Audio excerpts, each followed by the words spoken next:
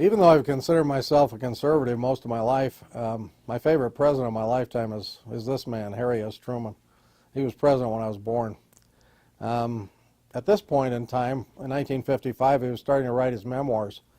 Young Harry was a tough guy. He'd served in Battery D in World War I. He'd been a haberdasher, lost his shirt, excuse the pun, in that business.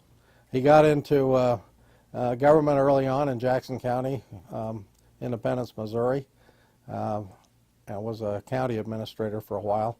He got into the Pendergast machine, but Pendergast was a big boss, and he was an honest man, so he had to distance himself somewhat from him as best he could. He married the boss, Bess.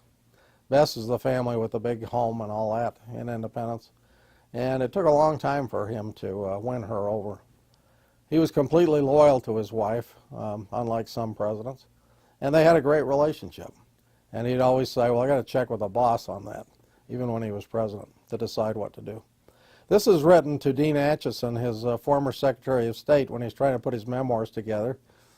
And he says, "Dear Dean, it was a great treat to me to talk with you the other day, to learn that my mysterious $5,000 library contributor is a friend of yours, made the contribution twice as valuable to me. I am still reading proof and correcting errors and misstatements. It is certainly surprising what can creep into a simply common sense statement of what is supposed to be fact. Someone who doesn't know his scriptures has quoted old man Job as saying, 'Oh, that mine enemy would write a book.' Job didn't say it in his book, but it's a good quote anyway. I've been told or read it somewhere that Herodotus said, quote, 'The man, the event, and what actually happened hardly ever arrived at the same place at the same time, but that a good historian would take care of all that.' Well, I guess that's a good idea, but I've tried to avoid it in my efforts, thanks to the ideal help I've had in the form of an intellectually honest Secretary of State.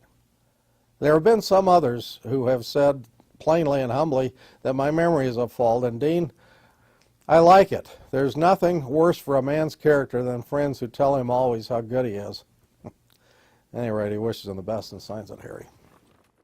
Don't forget to subscribe to our channel now for new stories to come, and feel free to share the link with others.